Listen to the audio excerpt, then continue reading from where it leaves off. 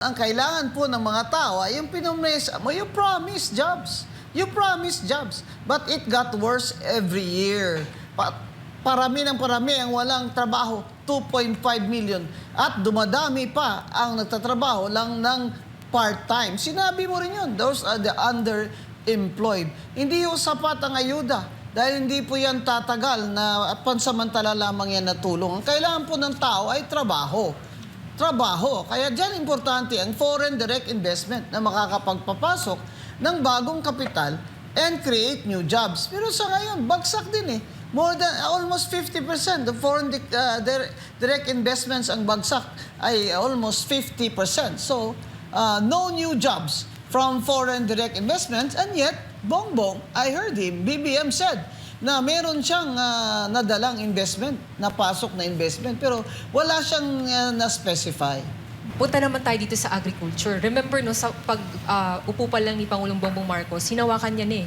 Di ba yung Agriculture Department? Siya ang secretary. Yes, after 4 years, tingnan natin kung meron ba talagang narating, lumalaba, o ano pa bang plano nila. Pakinggan po natin ito.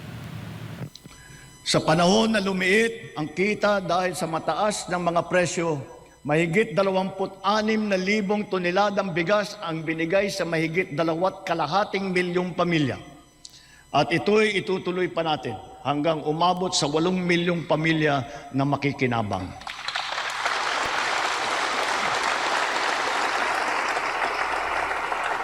Patuloy pa rin ang programang Benteng Bigas Meron Na.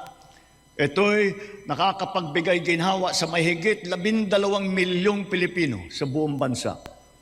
Ang mahigit 800 nating kadiwa ay nasa buong Pilipinas ay sabay pa rin nakakatulong sa mga namimili at sa mga magsasaka at mangingisda na direktang nakakapagtinda ng kanilang mga produkto. Nagbigay din tayo ng suporta sa halos 2 milyong magsasaka at mangingisda sa kasagsagan ng mataas na presyo ng langis sa ilalim ng Presidential Assistance to Farmers, Fisherfolk and Families o yung tinatawag na PAF. Ayun, sapat na ba ang ginawa, Attorney Gonzon? Bakit naman puro ayuda? Di ba dapat trabaho? 2.5 million walang trabaho, ayuda mo lang ng 10 kilos ng bigas na kinupitan pa ng 2 kilo? Bakit ganun?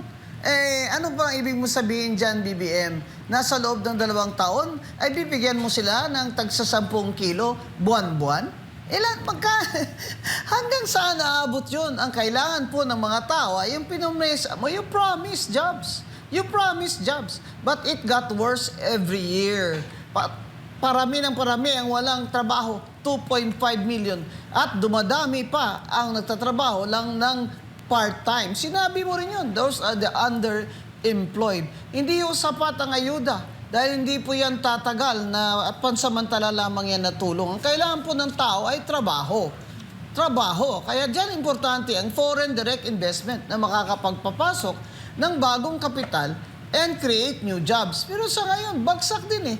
More than almost 50% of foreign direct investments ang bagsak ay almost 50%. So, no new jobs from foreign direct investments, and yet, Bongbong, I heard him, BBM said, na meron siyang nadalang investment, napasok na investment, pero wala siyang na-specify.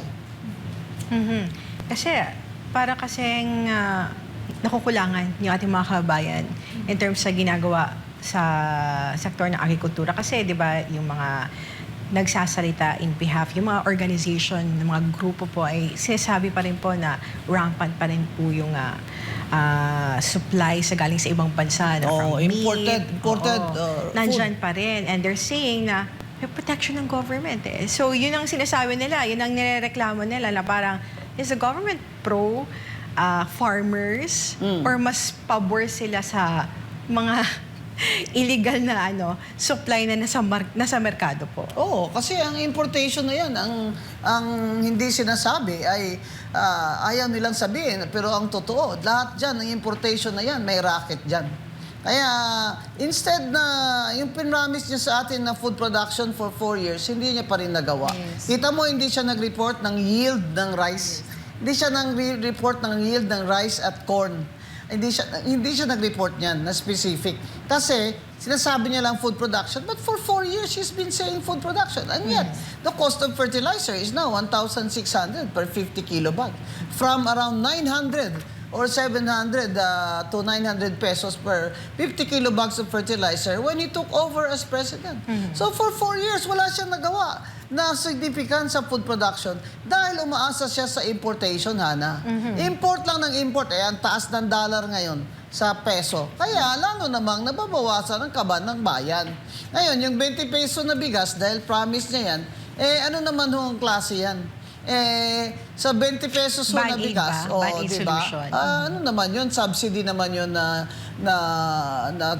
temporary. At ang reklamo ng farmers dyan ay yung kanilang bigas na raw, from the farm, raw, unmilled rice, bibilin lang ng NFA sa 10 pesos per kilo o nagsimula nga sa 8 pesos lang a kilo.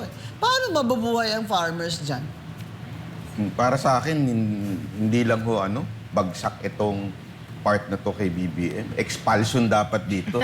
Hindi kasi, alam mo, ganito yan no? Doon sa bigas pa lang na sinasabi nilang bababa sana. Hindi naman natin naramdaman yun. O magbibigay siya ng 20 pesos na bigas sa isang barangay, magbibideo, magpipicture, tapos ipagmamalaki. Pero yung ramdam mo ba talaga yung pagbaba ng presyo? Mamamayang Pilipino, alam yan, hindi bumaba ang presyo ng bigas. Hindi. Tumaas pa. At ito pa ang matindi dyan, hindi lang ho yung bigas. Alam nyo ba yung import mismo ng baboy? Pinatay po yung mga hog racer natin.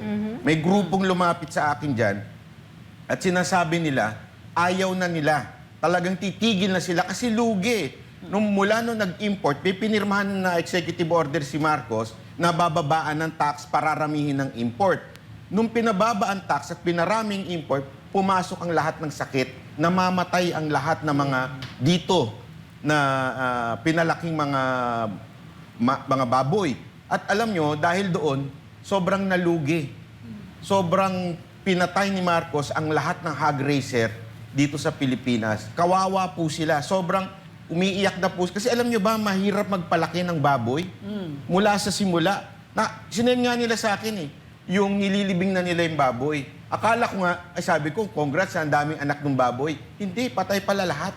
No. Talagang ganun. Kasi nga, ini-import pag ini-import, minsan nakakalusot na dyan yung mga sakit. Swine flu. Oo, at ito ang dyan, di ba, kung maalala natin yung dating bodyguard ni Saldico, sinabi? Through the importation, kumikita at nagbibigay sa Malacanang. So, hindi lang pala sa bigas, kinukuha, pati dyan sa mga pork, sa mga gulay, lahat puro import na. Grabe kayo, ang baboy nyo naman. Oh. Sobra as in, kawawa po mga kababayan natin na nagninegosyo. Tapos sasabihin niya na successful itong agriculture part ni BBM. Ay, malabo ho talaga. Mamamayang Pilipino magsasabing tumataas ang mga bilihin. Hindi talaga niya na-cure yan for 4 years no? Hindi talaga niya na, kahit anong gawin niyang ayuda, hindi talaga pwede dahil umakyat inflation rate, taas ng bilihin, tapos walang trabaho. Ang solusyon niya dapat talaga, trabaho. Kasi kahit na anong ayuda mo, mataas pa rin ang bilihin, yung mga taong kumikita naman, kahit itaas mo yung minimum wage, magkano na naman mabibili niya? Sa increase na 100 pesos a day? Another thing, attorney doong mga nakaraang sona niya, nabanggit niya rin hindi ko makakalimutan yung sabi niya, na bilang na ang mga araw ng mga smuggler at hoarder, kasi naging issue yan before Sabi niya, di ba, pinatupad pa, nilagdaan pa niya yung Anti-Agriculture Economic Sabotage. Meron bang naging resulta? Kasi dapat singilin din natin siya doon. May nakita akong kinasuhan nila, hindi ko naman kilala yung pangalan. Pobre. Siguro kung sino lang yung tao doon na ginawa nilang scapegoat. Sa totoo lang, BBM, ikaw naman ang Secretary of Agriculture nang nangyari ito mga smuggling na ito ng sibuyas, technical smuggling ng kung ano-ano. Pati nga sa sukal, may technical smuggling kayo. Technical smuggling, mga kababayan, yung dapat yung tax babayaran ganito. Dinideclare lang po nila ng ganito para yung tax, ito lang. Kaya technical yung smuggling. Kumikita sila doon sa tax na hindi binabayaran. Doon sila nagra-racket ng porsyento. So, wala namang nakulong sa smuggling ng sibuyas. Walang nakulong sa smuggling ng asukal, sa technical smuggling. O, di ba ngayon nakikita natin, may nag-report nga sa news na may mga warehouse na refrigerated, na may mga sibuyas pa pala na hindi pa nila na-unload. Kasi nga, nagre-reklamo ang mga local farmers. Di ba kailan lang yun na yung mga kamatis, mga sibuyas nasa highway na lang? Tigpa 5 pesos na lang yung kamatis nasa highway na lang. Kasi wala na eh. Paano nila matransport? Ang mahal-mahal po ng diesel. Ayan. Paano naman yung farm-to-market roads? Paano ang transportation cost? Paano makakompetensya ang ating mga local farmers at producers sa mga importer? Kasi pinapayagan ni BBM na ang solusyon, importasyon na lang. Huwag na maghintay na mag-food production. Kasi si BBM, short-sighted yan eh. Wala naman yan, di ba?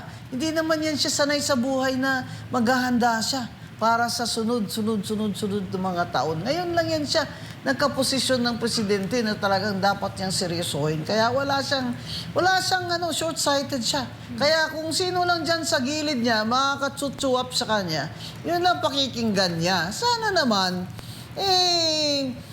ilang sona na tayo, Mr. President Talagang tuwang-tuwa ako. First sona, sinabi pa Hana, mga PWD. Abay, tuwang-tuwa naman ako, di ba? P3 PWD, yung party list ko noon Abay, pinuri-puri ko pa siya. Nawala na yung PWD sa sona, sa sunod-sunod na sona. Talagang nilagay lang doon para lang magbuka naman siyang may puso siya para sa PWD. Nasa na yung social pension ng mga PWD at mga seniors? Saan na? Kung ang nirakit nyo dyan, ng bilyong-bilyong pisong maleta, hindi nyo ninako yan at binigay mo yan, BBM, sana, sa social pension ng PWD at mga seniors, abay, ipapasalamatan po naman kami sa inyo. Actually, sagutin ko lang yung tanong mo, no? Doon sa smuggler, bakit di ba nakulong? Anak ng senador Hindi ko Ano ba? sasabihin kung sino. Grabe Anak naman. ng senador yung smuggler Grabe di ba? naman, Tanong kaya- natin kay Paldon. Ay, Kaya naman tong political dynasty na ito, talagang dapat putulin na ito. Bakit pala si BBM walang political dynasty na sinasabi? Zero siya sa political dynasty. Wala rin siyang sinabi tungkol sa VAT and excise tax na tanggalin na yan. Sa VAT and excise tax sa fuel at kerosene, wala siyang sinabi. Kahit na napasa na yan, sabi ni Kong Rian Lebiste, napasa na yan sa House. Wala rin siya sinabi ng magkano ba ang gross domestic product ngayon na BBM? At pati ka nagre-report sa income. Puro ka nagre-report ka sa gastos. Abay, kailangan i-report mo rin yung income. Hindi po ba? Abay, dito sa energy. Ang solusyon ni BBM sa high price of electricity, orderan ng Meralco na yung walang puputol ng kuryente habang di nagbabayad ang mga tao. Ayan mga kababayan Klaro yun Orderan ng Meralco na huwag puputulan kayo ng kuryente kahit di pa kayo nakabayad dahil mag-installment pa kayo. Hindi naman yan sinabi kung hanggang kailan. Baka naman 30 days lang.